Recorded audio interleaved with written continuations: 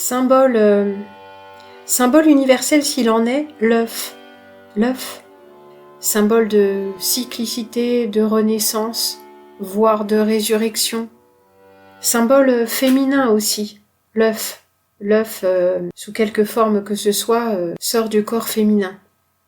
Alors je pensais vraiment que j'allais trouver beaucoup plus de choses sur l'œuf, que passer, disons, la première salve des choses un peu toutes faites et qu'on a l'habitude de lire, j'allais trouver autre chose, mais pas du tout. L'œuf est un objet intéressant. D'abord parce que c'est un objet mathématique. Objet biologique, mais mathématique. Avec une résistance exceptionnelle du fait de sa forme, nous parlons ici de l'œuf d'oiseau. Et vous allez me dire, quel œuf d'oiseau ?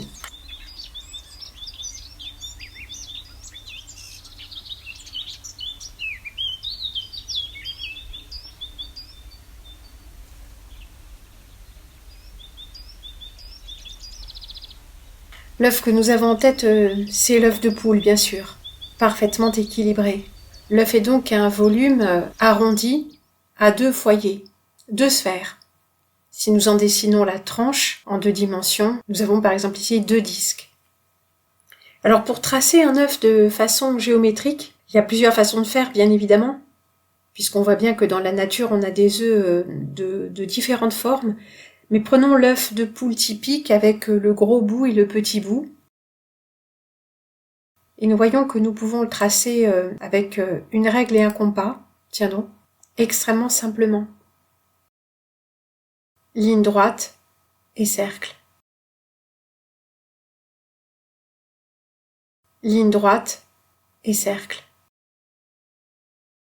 La deuxième méthode consiste à tracer un pentagone. Pentagone ou pentacle. Pentacle imbriqué dans un pentacle. Symbole occulte s'il en est. Et voici notre œuf.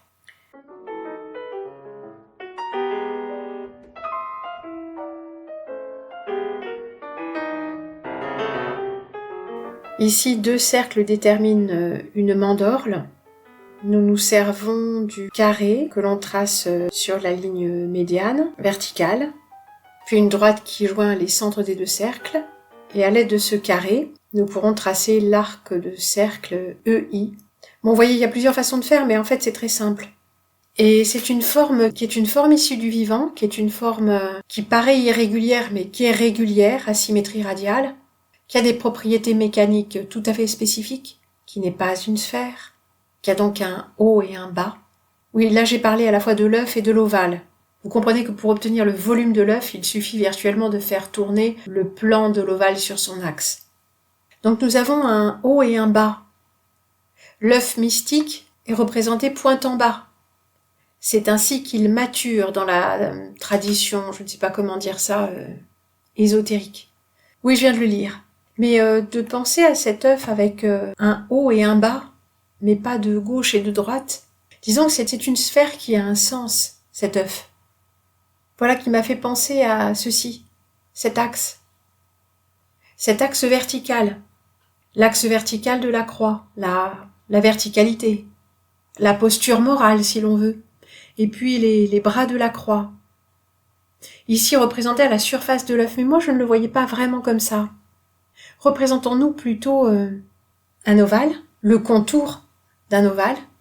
Je placerai la croix plutôt de cette façon-là. Je ne sais pas, c'est une idée que j'ai eue. Je me disais que peut-être c'était une des façons de tracer l'œuf. Alors c'est un peu approximatif, mais bien sûr nous avons vu que nous avons le diamètre du grand cercle, donc nous avons un diamètre maximal, et ensuite nous partons de ce diamètre maximal pour tracer en 2 étapes le petit bout, disons. Mais ce que nous voyons parfois c'est ceci, et il me semble que ça n'a pas de sens. Mais c'était plutôt une idée, je ne sais pas comment dire, une idée en l'air, une intuition. Ce que je voulais dire, c'est que quand nous avons une sphère, nous pouvons y inscrire un carré ou une croix. Non, un carré et une croix à branche égale, ce n'est pas exactement la même chose, mais pour moi, il me semble que ça parle de la même chose.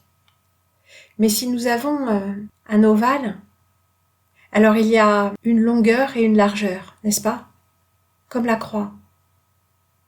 Alors j'aime voir dans la croix le schéma énergétique de l'homme.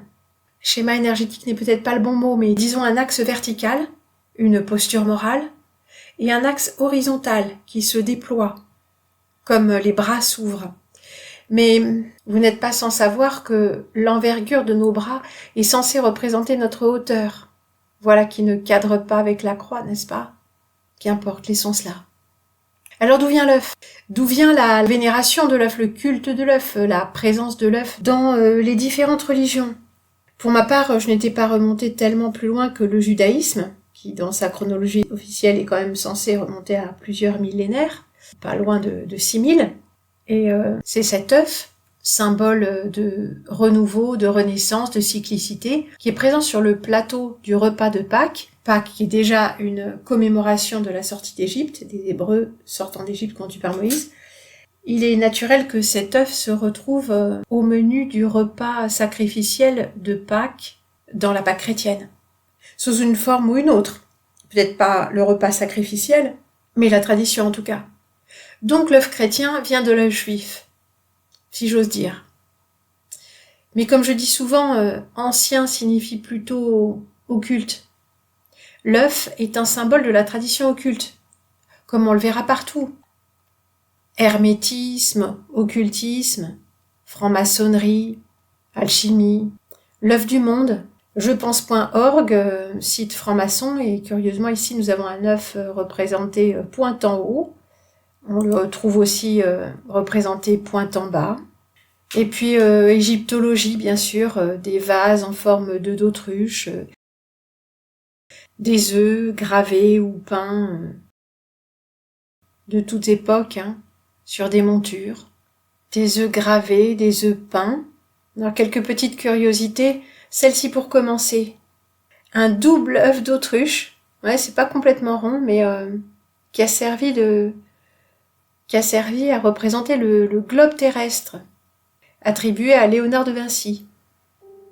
Voici la gravure représentant l'Amérique du Sud. Oui, l'Amérique du Nord n'existe pas encore officiellement. En voici le développement à plat, à moins que ce ne soit le globe de Lennox qui est quasiment le même.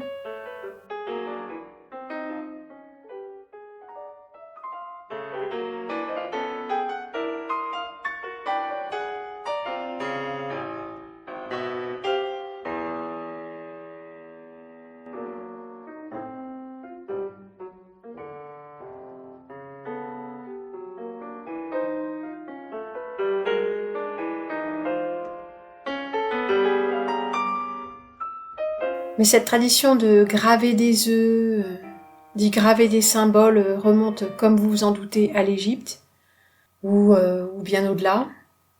Oui, nous avons déjà remarqué qu'il existait un lien entre l'initiation probable de Moïse dans une tradition parallèle, par des magiciens égyptiens. Alors il y a toute cette tradition occulte de magie des serpents. Et regardez ceci, c'est le premier chapitre de la Genèse, écrit sur un œuf. Tiens donc, ce que vous voyez là, c'est de l'hébreu. Et regardez ceci, s'il vous plaît. Ah, ça, c'est du travail d'orfèvre. Oui, puisqu'on est dans les œufs, on va parler de Fabergé à un moment ou à un autre. Ça, ce n'est pas de l'hébreu, c'est de l'arabe. Et ce pieux musulman, spécialiste de calligraphie, a écrit l'intégralité du Coran sur 6 œufs seulement. Ouais, ça ne me paraît pas tout à fait possible. Le Coran, c'est quand même un gros pavé. Ça a beau être écrit tout petit, peut-être qu'il ait utilisé des abrèves. Allez savoir. Alors paraît-il que dans les mosquées, on suspendait des œufs du plafond, des œufs d'autruche. Et c'est une tradition qui ne vient certainement pas de nulle part, parce que vous connaissez peut-être ce très fameux tableau de Piero della Francesca, dont j'ai oublié le titre. Nous avons la Vierge, l'enfant, Saint Jean le Baptiste, et puis ce chevalier dont j'ai oublié le nom, qui représentait 2 profils parce qu'il avait perdu un œil dans une bataille. Et regardez ça, au fond de la voûte en cul de four, nous avons une gigantesque coquille Saint-Jacques d'où pend un œuf. Moi, je me souviens assez bien de ce tableau, je pense qu'il devait y en avoir une représentation, une reproduction à la maison, peut-être même la reproduction du détail de cette voûte. Alors, cherchez les explications, vous n'aurez jamais tellement plus que la symbolique de l'œuf, de la coquille Saint-Jacques, le symbolisme chrétien, et puis parfois à peine plus quand on s'intéresse un peu à l'ésotérisme. En bref, pas grand-chose.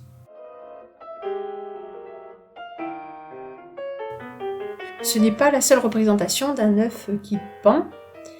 Ici, nous avons quelque chose qui a l'air d'une église, d'une cathédrale, ces ogives, et nous avons cet œuf qui pend, et en dessous, est-ce une lampe à huile. Ici, un monastère orthodoxe, et 3 œufs montés sur une monture, comme ornement. Alors l'œuf d'autruche, bien sûr, est quelque chose de rare, l'œuf, bien sûr, c'est une forme intrigante en soi. Et puis le mystère de la création, hein, quand on pense à l'œuf et à la poule, qui de l'œuf et de la poule. Alors en cherchant un petit peu comme ça dans les différentes traditions, un peu plus de renseignements sur ces fameux œufs d'autruche qui étaient suspendus dans les mosquées, je tombe là-dessus. Non, ce n'est pas un plug anal, quoique ça peut-être, je sais pas. C'est un œuf islamique. En tout cas, c'est vendu comme tel. Mais c'est pas un œuf, c'est une pomme de pin. Je sais pas, pour les musulmans, l'œuf et la pomme de pin, apparemment, c'est la même chose. C'est pointu, ouais. Le petit bout est pointu. Et ça, c'est un ornement de table. Ouais, je sais pas, c'est peut-être un peu obscène, mais avec les 99 noms d'Allah, dont le plus grand des mystificateurs. Si. Alors ça m'a fait penser, ou repenser en tout cas au Vatican. Nous avions vu ces images, et les images que je vous avais montrées d'ailleurs, c'était avant la réfection. Apparemment ils ont repeint en blanc crème, et c'était d'un beau jaune, un bel ocre jaune lumineux, désormais c'est blanc. Et à proximité, vous savez, nous avions vu ça, il y a une sphère, une double sphère. Un petit peu comme ces sphères métalliques qui tombent parfois par endroits et qui sont assez vite récupérées par les autorités, mais que des gens ont vues. Des dispositifs métalliques et technologiques d'une technologie assez peu avancée et brisés. Bah oui, brisés parce qu'ils tombent, brisés ou pas d'ailleurs. Là, c'est une sphère brisée. Et on voit sur cette photo, enfin on voit très très peu, mais dans le coin droit, on voit que c'est la voûte en cul-de-four qui protège cette pomme de pin, cette glande pinéale avec les 2 pans dont nous avions vu qu'il s'agissait des... Allons donc, deux petits corps, je ne sais plus comment ça s'appelle, de petits... Oui, de petits éléments anatomiques qui ont leur importance. Comme si dans le cerveau, il pouvait y avoir quelque chose qui n'avait pas son importance. En tout cas, ça m'évoque le fait que, bon, bien sûr, ceci n'est pas un œuf, c'est une pomme de pin. Ceci non plus. Mais cette proximité de sphère et de pomme de pin m'a encore amené par un de ces petits pas de côté mentaux à une image que je vous avais déjà montrée, tout à fait d'à propos puisqu'il s'agit des œufs, le musée Dali avec ses œufs. Des œufs. Il a représenté beaucoup d'œufs dans ses peintures discutables. Et il y avait aussi des ornements sculpturaux, pourrait-on dire, en forme d'œuf, sur sa villa de je ne sais plus où, au bord de la mer, à Port-Yegat. Oui, ça vous dit pas grand-chose à moi non plus. En tout cas, nous avons ces œufs-là, qui voisinent avec un globe. Alors là, quand on regarde l'image, c'est assez net. Est-ce que c'est assez net? Oui. On peut y voir, des étoiles à 6 branches, puisque ce dôme est fait de modules triangulaires. En tout cas, surlignés d'un treillis triangulaire. Donc, triangle, sceau de Salomon, sphère, œuf. Bon, Salvador Dali étant un artiste reconnu, évidemment, je ne sais pas exactement quel est le rôle des artistes dans ce monde satanique, mais on voit bien qu'ils sont chargés d'instiller de l'ésotérisme et de l'occultisme sous couvert d'art, de création personnelle, et aussi il y a un effet de dislocation totale de la représentation du monde, si j'ose dire. Mais regardons ces quelques images, justement représentant des œufs. L'œuf est le féminin, bien sûr. Là, la femme est à l'intérieur de l'œuf. il y a tout un petit monde à l'intérieur de cet œuf. Alors on ne sait pas si le soleil est né de l'œuf. Dans toutes les cosmogonies du monde, l'œuf nous est représenté comme la source du monde, à l'origine de la création du monde, des choses comme ça. Bon, c'est assez dérangeant, c'est assez laid, assez dégoulinant aussi. Mais ces représentations-là font référence à des représentations plus anciennes. Chose très bizarre, hein, des œufs dans tous les sens. Des animaux fantastiques, des monstres. Oui, puis un peu de peinture classique, Leda et le cygne, d'après Leonardo da Vinci, lui-même. Regardez, un cygne noir, tiens.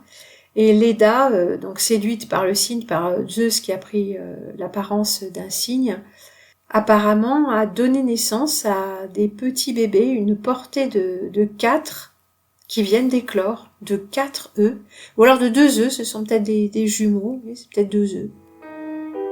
Hybridation, union contre nature, union mystique contre nature. À propos de peinture, nous avons ici une peinture à fresque, si je ne m'abuse, représentant une sorte de trompe-l'œil, hein, enfin un trompe-l'œil, absolument plus ou moins en perspective, avec le trompe-l'œil d'un œuf qui pend du plafond dans la cathédrale d'Orvieto. Alors vous avez peut-être entendu parler des œufs de Fabergé. Les œufs de Fabergé, c'est Karl Fabergé à la cour du tsar, Alexandre III et Nicolas II, les deux, qui a créé à l'occasion des fêtes de Pâques des œufs de toutes sortes. Moi, je croyais que c'était des œufs d'autruche qui avaient été sertis et travaillés. Non, ce sont des objets en forme d'œuf, notamment des horloges, des médaillons encloisonnés et autres. Et nous retrouvons le symbolisme de l'œuf et du serpent. Alors c'est sûr que c'est très joli, hein, bien sûr.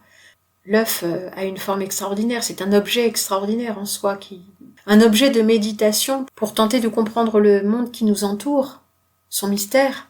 Et le serpent aussi, grande beauté du mouvement, tout ça. Mais l'œuf et le serpent, bien sûr, ça n'est pas anodin, surtout pas pour le joaillier des tsars. Occultisme, objet de prix, en un mot, élite. Et si l'on considère en plus que ceci c'est une horloge, avec le cadran qui tourne comme ça,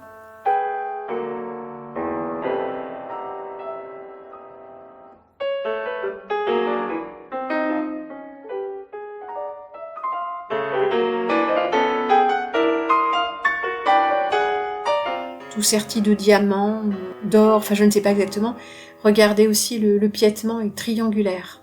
Et puis ça nous évoque aussi le vase Médicis, cette forme parfaite. Hein. Enfin voilà, je crois qu'on peut les voir au musée de l'Ermitage, je ne sais plus. Ma mère en avait beaucoup entendu parler, les œufs de Fabergé. Bon, moi j'avais du mal à m'y intéresser. J'avais du mal à m'intéresser à tout un tas de choses. Visiter des musées quand on n'a pas déjà soi-même fait quelques recherches présente peu d'intérêt. Donc j'étais, pourrait-on dire, trop jeune. Mais j'ai quand même visité le salon de Malachite. C'est impressionnant. Il y a beaucoup de choses impressionnantes à l'Ermitage. Et puis le site lui-même est gigantesque. Le site d'implantation du musée de l'Ermitage. Alors cet œuf occulte et mystique, je m'attendais à trouver tout de même beaucoup plus de choses dessus. Et j'ai quand même réussi à apprendre quelque chose là. Je n'avais jamais vu que derrière la papesse, assise sur son trône, il y avait un œuf point en bas. Alors c'est marrant parce que cette carte de la papesse, avec ses traits comme ça, bon c'est pas vraiment extrêmement précis, hein, c'est stylisé tout ça, mais dès la première fois que je l'ai vu, je trouve que ces représentations sont pas très jolies, tout ça. Je prends mes précautions pour dire ce que je vais dire, mais j'ai eu l'impression de me voir. J'ai eu l'impression que c'était mon visage. Bon, avec tous ces affublas, là, de la tiare, le voile, toutes ces choses. Il me semblait que je lui ressemblais. Surtout jeune, avec un visage très rond, comme ça, très, enfin, ovale sur pointe. Là, l'impératrice derrière, ça me ressemble pas du tout. Je ne lui ressemble pas du tout. En tout cas, nous avons cet œuf. Et c'est marrant parce que moi, j'avais suivi une formation sur le tarot quand j'avais 14 ans, chez des sortes de mystiques, enfin, des gens qui étaient dans le nouvel âge. Hein. Et j'ai aucun souvenir qu'on ait parlé de l'œuf. Vraiment aucun. Mais ça reste discret, cette vénération de l'œuf. Regardez ça, par exemple, c'est une vente aux enchères d'objets maçonniques. Ça, c'est un œuf. Regardez, on a l'équerre et le sceau de Salomon, ça a l'air d'être quelque chose de tout petit. Et cet œuf s'ouvre, et à l'intérieur, il y a un compas. Il s'ouvre en 6 quartiers. Alors ça, c'est un objet qui ne sert à rien, comme les œufs de Fabergé. Mais ça nous dit quelque chose quand même. Un petit peu comme les œufs en lithothérapie, vous savez. Ces pierres taillées en forme de pyramide, ou d'œuf, ou en solide de Platon, ou en sphère. Ce sont les formes privilégiées. La pyramide, l'œuf, la sphère. Mais quand je pense à l'œuf, moi je pense immédiatement à la forme de l'aura. Alors bien sûr, il n'y a aucune façon objective de voir une aura, et la façon dont celle-ci est dessinée, par exemple avec les 7 couches là, un petit arc-en-ciel personnel, dessiné en forme d'œuf, c'est un parti pris. Parce que des fois on a un ovale qui est régulier, disons, qui n'a pas un bas plus large. On a notamment la mandorle, à l'intérieur de laquelle apparaît le Christ en majesté ou la Vierge. Et cette mandorle, parfois, est entourée de ces couches de couleurs, ces 7 ciels ou cet arc-en-ciel. Parfois c'est une sphère, comme nous l'avions vu à Issoire. Le Christ dans une sorte de bulle dorée, dont la circonférence est un cercle aux couleurs de l'arc-en-ciel. Ce qui me fait dire que cette forme d'œuf, cette ove, autour des personnages, cette aura, qu'elle soit de forme ovoïde ou circulaire, enfin sphérique, c'est très secondaire. Peut-être qu'elle s'allonge, peut-être qu'elle change de forme, comme n'importe quelle aura mise en évidence par la photographie Kirlian. On n'a pas des formes vraiment comme ça, mais l'aura est variable. Bien, si l'aura Kirlian est une forme de résonance électromagnétique, on peut penser que la résonance électromagnétique n'est pas absolument constante. Mais pourquoi je pensais à l'aura Je pensais à quelque chose que j'avais lu ou lu en diagonale. Et c'est dans je ne sais plus quel livre de Carlos Castaneda, où il parle à son maître, Don Juan. Comment un allié vous apparaît-il, Don Juan? Ainsi, ces 3 personnes que je vis ressemblaient à des gens ordinaires. Pour vous, quelle apparence aurait-il eu? Lorsque tu les vois, donc voir ici est en italique, donc voir avec un don de double vue, pourrait-on dire. Hein. Lorsque tu les vois, les vrais gens ont l'apparence d'œufs lumineux, d'œufs, des œufs lumineux. Les fausses gens ont toujours l'apparence de gens. C'est ce que j'ai voulu exprimer quand j'ai dit qu'il était impossible de voir un allié. Les alliés prennent des formes différentes. Ils ont l'apparence de chiens, de coyotes, d'oiseaux. Bon, donc ça, c'est des alliés du monde astral. Hein. La seule différence, c'est que lorsque tu les vois, donc avec le don de double vue, ils gardent l'apparence de ce qu'ils prétendent être. Quand tu vois, chaque chose possède sa propre manière d'être, comme les hommes qui ont l'apparence d'eux. Les autres choses ont une autre apparence, mais les alliés ne peuvent être vus que sous la forme qu'ils ont choisi d'adopter. Donc les alliés sont des créatures du monde astral, et les êtres humains, quand on les voit avec ce don de double vue qui permet de voir au-delà des apparences et voir le monde de l'astral, ils apparaissent comme des œufs lumineux. Voilà, il me semblait bien que j'avais cette image en moi, et je voudrais vous montrer celle-là. Nous avons vu abondamment ces images, n'est-ce pas? Chez Fra Angelico, le Christ ressuscité est entouré d'une aura.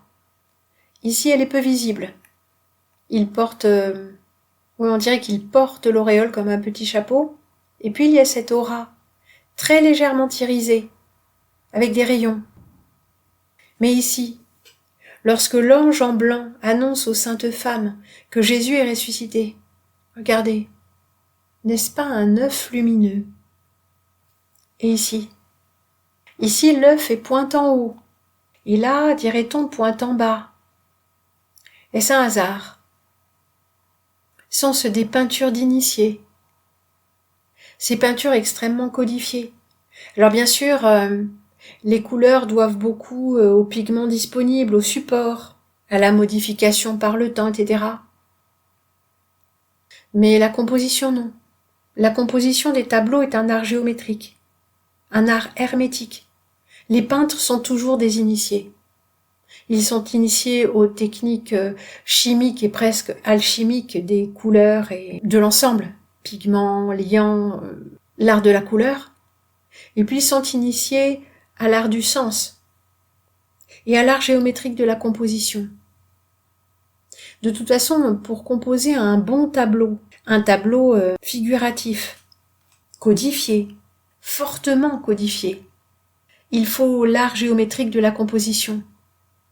Il faut un sens mathématique, qui est peut-être intuitif, évidemment. Mais chez ces personnages-là, la connaissance de l'art du peintre n'est pas intuitive, elle est apprise. Elle est apprise avec un maître. Elle est apprise en copiant les maîtres. C'est ainsi que se transmet la connaissance. La peinture est forcément un art d'initié. C'est pourquoi les représentations, même et surtout les représentations spirituelles, mystiques, religieuses, offertes à notre méditation, sont à double tranchant. Elles sont engrammées, elles sont encodées, pas uniquement avec les choses du visible, elles sont encodées avec des chiffres, des proportions. Mais bien sûr, c'est inévitable. Dans ce monde de la matière, nous avons affaire à cette géométrie sacrée, qui est un art d'initié, qui est un des arts de la matière, qui est d'une façon ou d'une autre un cousin proche ou éloigné d'une forme ou d'une autre de magie. Mais comme le langage, comme tout art de représentation, comme tout effort de compréhension. Alors il n'y a rien en soi dans ce plan qui est totalement divin ou totalement voué au diable. C'est la posture de l'homme, inspirée et mise en garde, qui sera décisive. Car en soi bannir toutes les images parce qu'elles relèvent d'un art alchimique et ésotérique, ce serait désastreux. Comment l'homme inspiré exprimerait-il si bien son amour de Dieu et son élévation qui va ensuite inspirer d'autres êtres? Mais bien sûr, souvenons-nous que ces tableaux étaient des commandes. Ces tableaux, ces fresques, ces retables, c'étaient des instruments de propagande. Pas tous, il est vrai, certains étaient destinés à l'intérieur de couvents, comme la scène de Vinci, cette fameuse peinture à fresque, qui était destinée au réfectoire d'un couvent, proposée à la contemplation silencieuse des moines. Je pensais que cet œuf aurait bien plus à nous dire, bien plus, mais il est resté totalement refermé sur ses secrets. Devons-nous nous en étonner? Mais peut-être que ce petit feuilletage d'images, cet album d'objets hétéroclites, vous aura donné quelques idées, aura établi quelques connexions supplémentaires.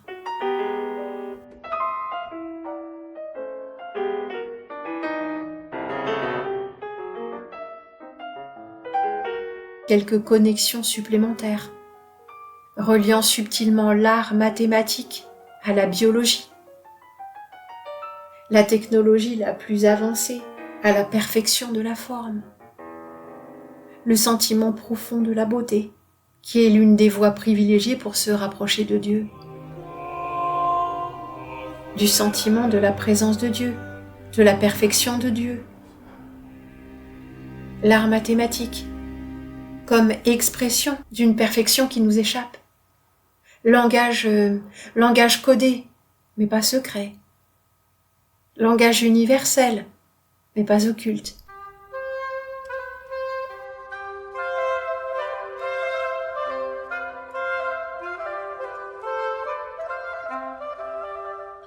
Non, vraiment, je n'ai pas su quoi faire de cet œuf. Il m'a totalement désarmée. Il m'a prise au dépourvu hier soir. Arrivant là, tombée du néant, pondue par une invisible femelle, Non, vraiment, c'est curieux, très curieux. Stupéfaite, je demeure devant cet œuf. Image imparfaite de la Trinité, vous vous souvenez ? Partialisme, modalisme, le blanc, le jaune et la coquille, vous savez, qui ne sont pas une image de la Trinité, puisque chacune des personnes de la Trinité est une personne pleine et entière.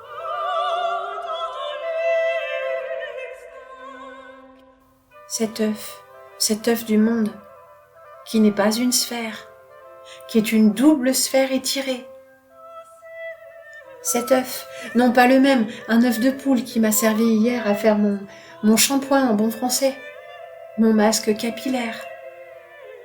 Cet œuf, mais pas le même, un œuf de caille que j'ai fait cuire tout à l'heure. Quand je les écalerai, je découvrirai la couleur bleue de leur intérieur, de l'intérieur de leur coquille.